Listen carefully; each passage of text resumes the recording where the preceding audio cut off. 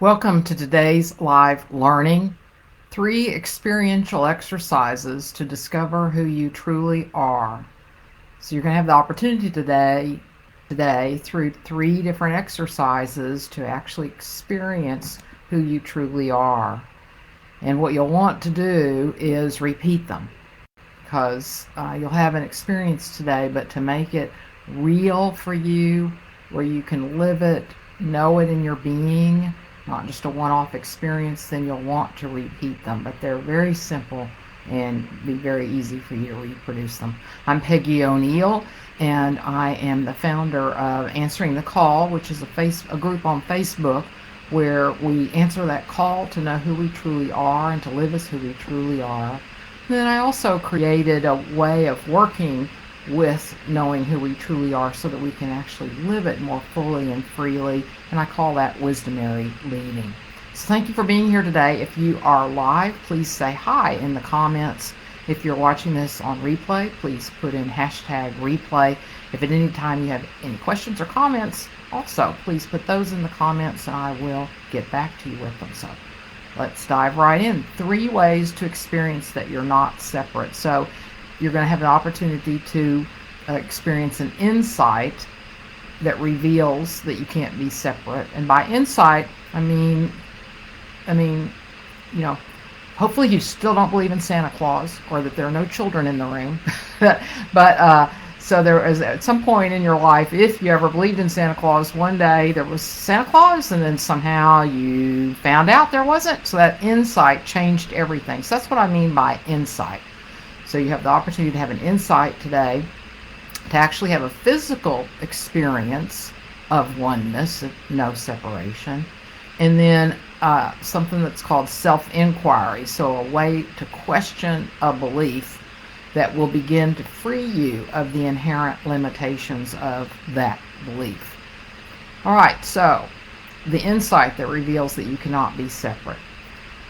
So, because that's the premise of this. I mean, what I discovered in 2018 was that I've been struggling for so many years. What's off here? Why can't I quite get my life going the way I want it to? Why? What's missing here? And what was missing is a belief in a knowing of my essential nature, our essential nature, that we are one shared being. I still believed that I was separate. And so that makes life harder because I think I'm separate from you. And I'm really separate from myself then. I'm separate from my ability to listen to myself, separate from the universe. I feel small and limited.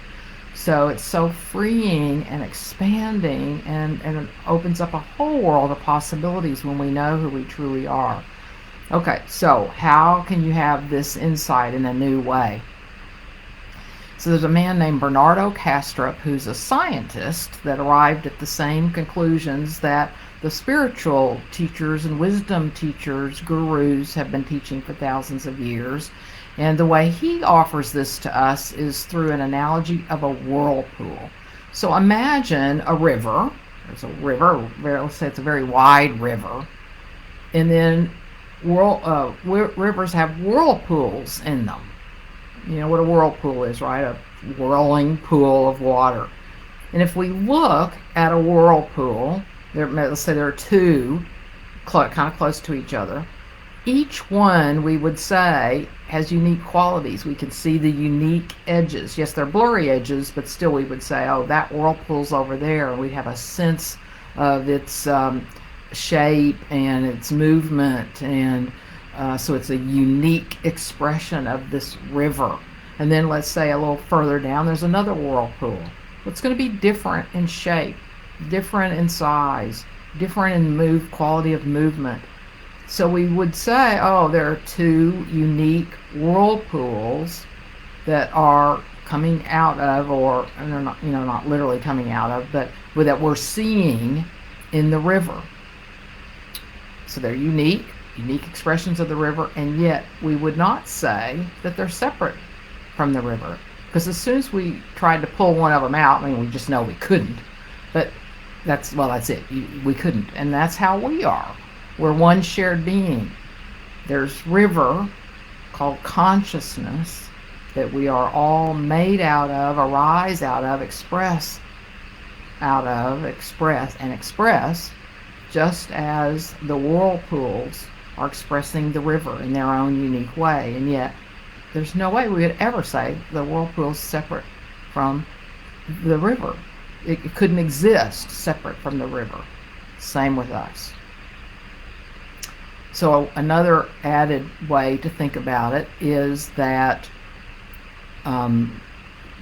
so what you just heard, you may not have heard before, or maybe you've heard it before, maybe you're hearing it in a new way right now, is that we're always being influenced by everything that's happening. So you might have just learned something new in the last 6 minutes that you didn't know before. You're influenced. Your life is different now. You're having an insight, or at least some ability to have an insight right now with some new information.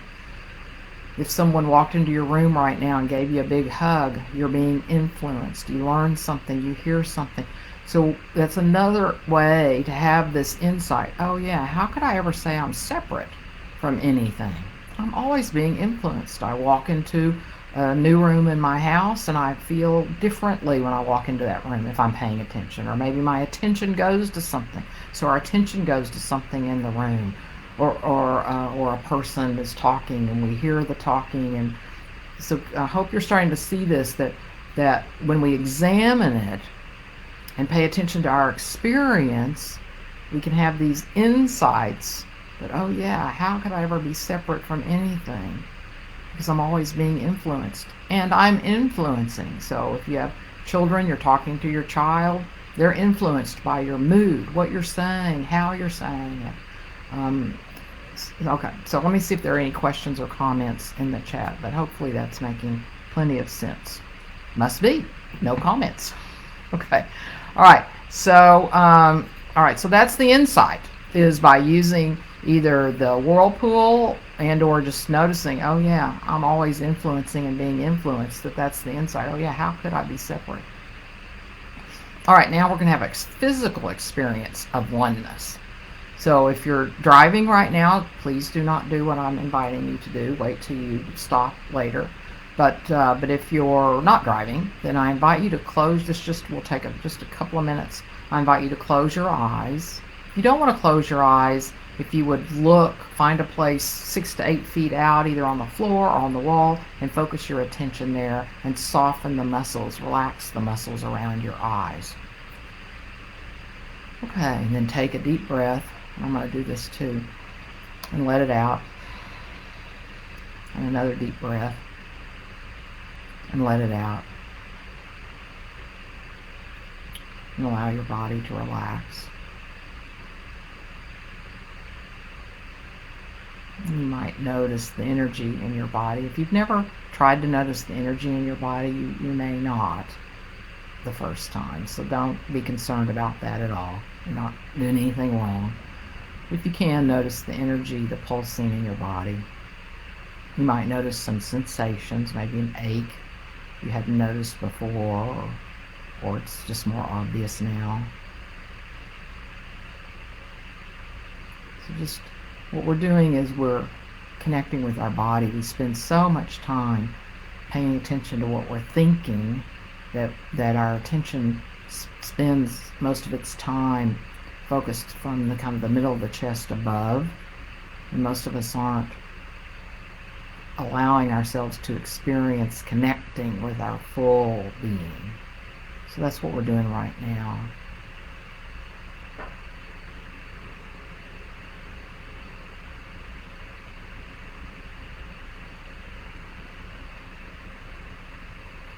And now what I'd like for you to do, keeping your eyes closed, is to imagine for right now that you don't have a memory of your body. That you don't remember anything about your body. So without using the memory of your body, notice that you cannot find any edges to your body. Can't find any edges to your body. Now you might notice some pressure where your feet are in your shoes and touching the ground. where your thighs are touching the chair, maybe your back touching the chair, and your arms resting on your legs. So you might notice some pressure there, some sensations there. But notice that you cannot find any separation between your body and the field surrounding you. So really try to find the edges of your body with your eyes closed and without referring to your memory of your body.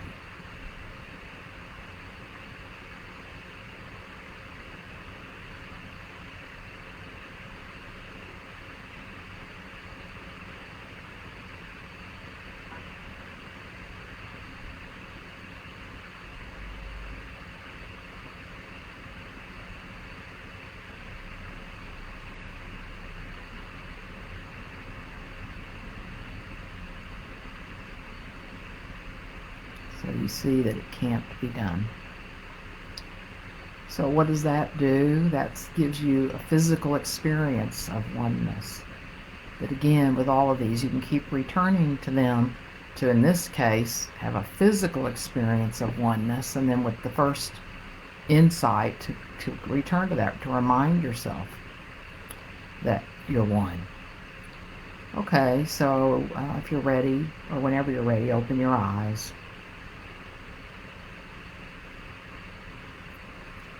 And now we'll go to the third experience for you to experience that you're not separate. So when we, like right now, if you're watching this, you're seeing me on a screen, or if you're not watching but you're listening, you're hearing it from something, from your phone or your laptop or some other device, you're hearing it. Or at least that's the way we think about it, is that there's a sound over there or a sight over there, and I'm seeing it over here, and that there's a separation there. We've been conditioned to experience life that way. Oh, the sound's over there. We hear the bird in the tree, the plane in the sky, the voice coming out of the computer. So through our language and conditioning, there's just an underlying assumption that we've never questioned, that I'm separate from that sound. I'm separate from that image on the screen or the person across the room. Well, let's question that. So ask yourself if you can separate anyone from your experience of them. So right now, can you separate yourself from your experience of me, either seeing me, hearing me, or both? Can you separate yourself at all from the experience? Oh, and what I mean by experience is you're using all your senses, your hearing, sight, taste, smell, touch, and your thinking. That's put all together, that's how we experience life, and through our bodies, so the feeling in our bodies. So is there any way that you can separate your experience of me from me? The image and the sound, or the sound only? Any way you can separate your experience of me from you?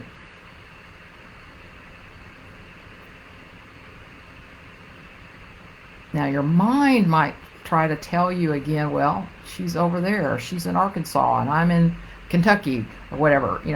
So our minds will try to tell us how we're separate, but I'm inviting you to pay no attention to your mind and to totally look at your experience. So don't listen to your thinking.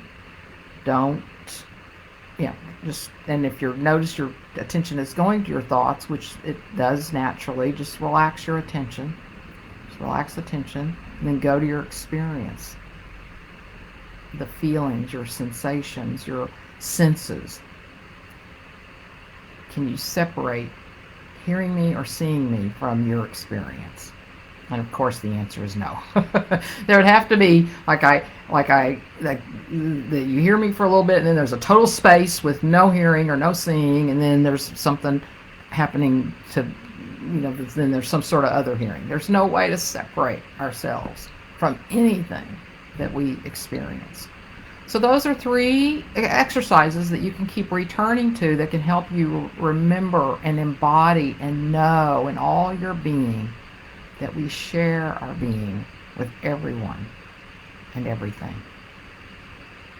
And if you'd like to explore this some more, I'd love to explore this with you, because the possibility is to experience more freedom in life, to have more of what we want in life, which can be peace and love. I'm not talking about more stuff. And sometimes we do have an inherent desire, of course, for more money. And that's fine too.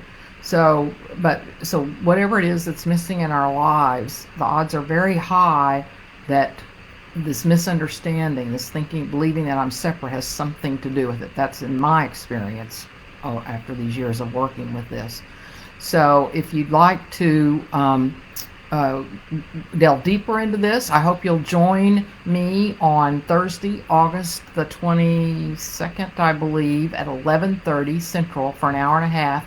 And I have a complimentary workshop that day that's all about this, and how to break free of this belief in a separate self that keeps you. That's what keeps you from having what you truly want. Now, there can be some practices, not practices, but some applications, some practical things that one isn't doing. But the odds are high that the best place to start looking is what I'm saying right now. So I hope you'll join us Thursday, August 22nd. I'll put more information in the comments, and all you have to do is message me and tell me you want to join us, and I will send you the Zoom link. All right. Thank you for being here today, and I'll see you next time. Bye.